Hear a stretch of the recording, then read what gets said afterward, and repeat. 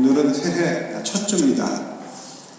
여러분들 정말 하나님이 주시는 은혜와 복을 금년 한 해 많이 받으시길 주님의 이름으로 축원합니다. 아마 지금쯤 딴 교회들은 새로운 표어를 내걸었을 것입니다.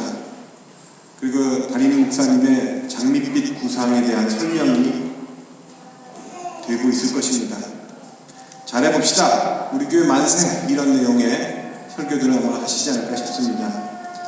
그러면 어떤 성도들은 맞아 금년에 그렇게 돼야지 라고 생각하고, 또 어떤 성도들은 저게 잘 될까? 그렇지만 목사님이 말씀하시니까 열심히 따라가야지, 아마 그런 생각을 하면서 오늘 하루를 지나게 될 것입니다.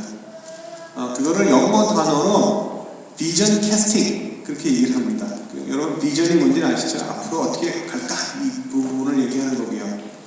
캐스팅이 이렇게 던진다는 뜻인데, 땅에다가 내지 하늘에다가 확 던지는 게 아니라 성도들의 마음속에 하나의 비전을 던져서 이렇게 넣는 그런 의미로 아마 쓴 것 같습니다.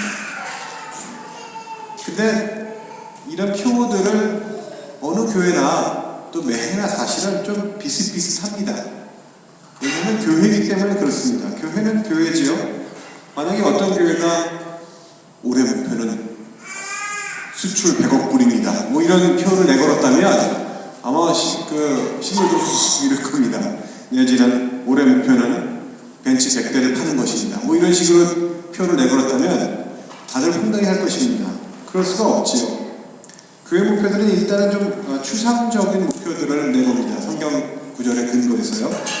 대부분 개인의 영성 생활에 대한 부분을 얘기하던가, 아니면 예배에 대한 목표든가, 아니면 전도에 대한 목표를 하지요. 조금 깬 교회들은 선교에 대한 목표를, 조금 특이한 교회들은 사회봉사에 대한 목표를 내걸기도 합니다. 그러나 그 밑에 들어오는 목표들은 구체적으로 전도 몇 명, 몇 선교사 파송, 혹 종종 교회 건축의 목표인 교회들은 내 장막터를 넓혀라, 뭐 이런 성경에 나오는 제목으로 말씀을 전하기도 합니다. 근데 우리 교회는 뭘까요? 종교. 네? 전도. 오늘 설교의 제목이 뭐죠? 비전. 네, 비전 캐스팅. 네, 비전을 이렇게 던진다는 그런 뜻인데, 그렇다면 오늘 우리 교회의 비전 캐스팅은 뭐가 돼야 될까요? 오늘의 본문으로 들어갑니다. 오늘의 본문은 시편 51편입니다.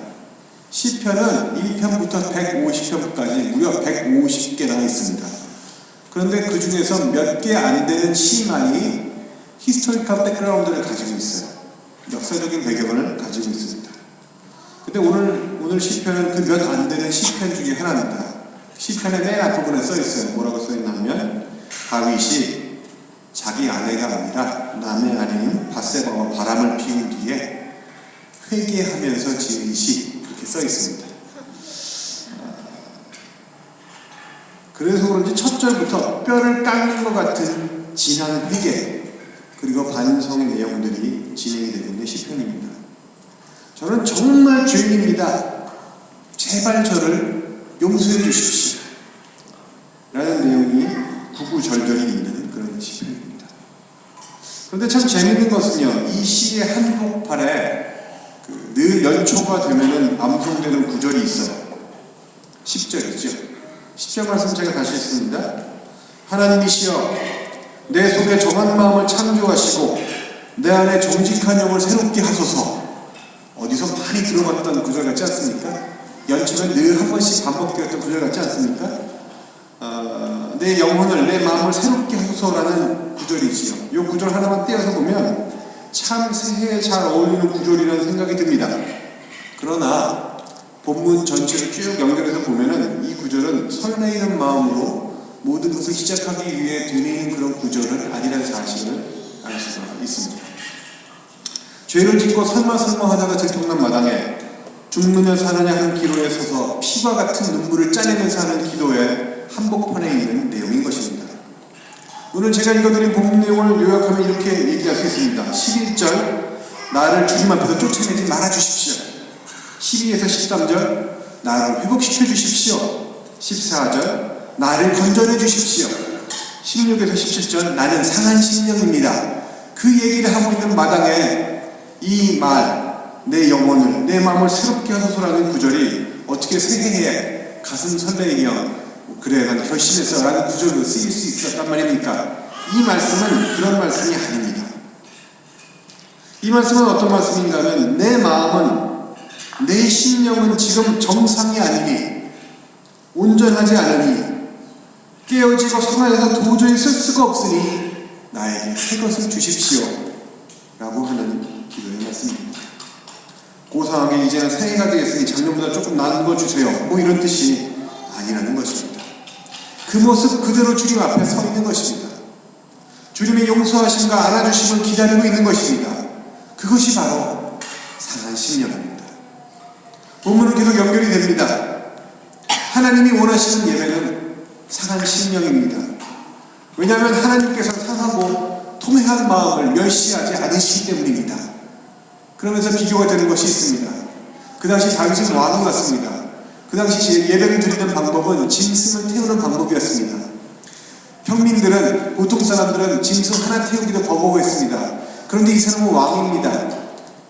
그 버거워하는 양, 그 버거워하는 소 몇백 마리, 몇천 마리를 한꺼번에 태워서 예배 드릴 수 있는 사람이었는데, 만약에 하나님이 한 마리 드리는 것보다 몇백 마리 드리는 것을 좋아하셨다면 몇천 마리라도 드릴 수 있는 그런 사람이었는데, 다윗은 고백합니다.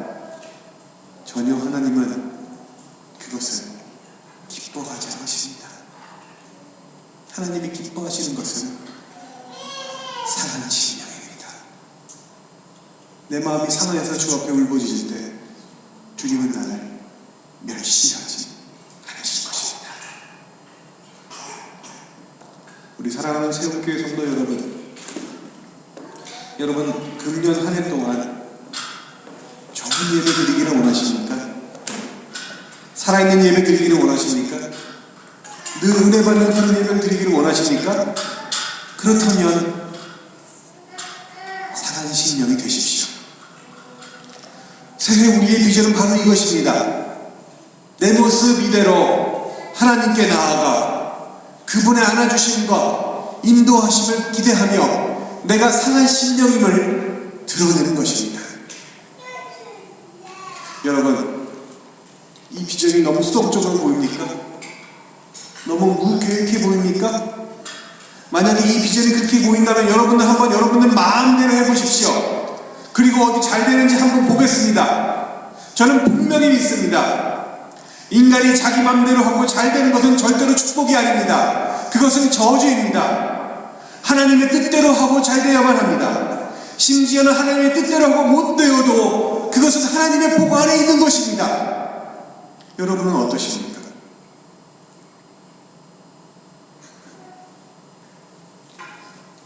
우리는 수련회 가서 좋은 프로그램들을 많이 진행하겠습니다. 제가 팜플렛을 만들면서 롤링 페이퍼를 쓰는 날 집어넣었습니다. 처음에는 웃자고 시작했습니다. 근데 무기명으로 했더니 다들 죽자고 쓰신 것 같아요. 저에게는 얼마나 날카로운 말씀들을 많이 하셨는지. 여러 분들이 한 과반수 같은데 제가 농담이 심하다는 말씀을 써주셨더라고요. 보면서 제가 결심했습니다. 새해부터는 농담을 하지 않겠다. 조금만 해. 아니 그 말도 농담이라고 생각하네.